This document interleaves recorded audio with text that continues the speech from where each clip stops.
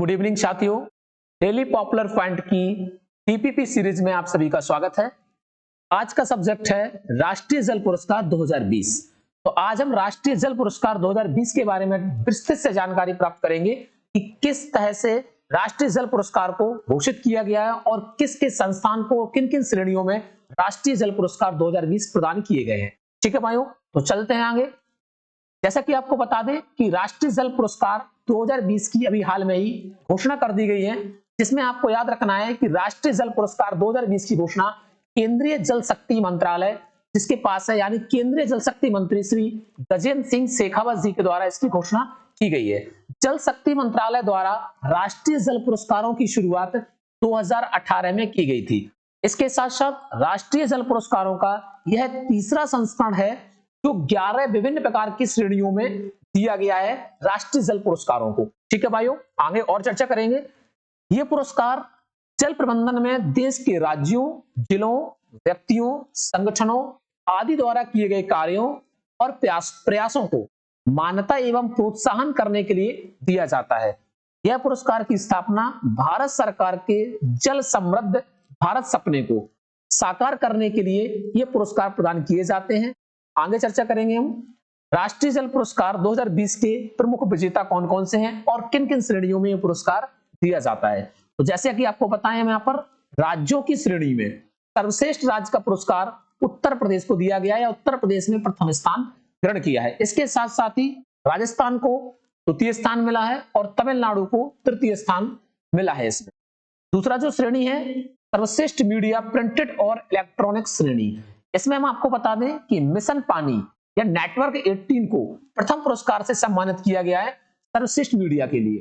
सर्वश्रेष्ठ विद्यालय की श्रेणी की बात करेंगे तो सर्वश्रेष्ठ विद्यालय में government girls higher secondary school जो कावेरीपट्टनम तमिलनाडु में है, उसको सर्वश्रेष्ठ विद्यालय की श्रेणी में चुना गया है। ठीक है भाइयों, आगे कुछ और चर्चा करेंगे हम।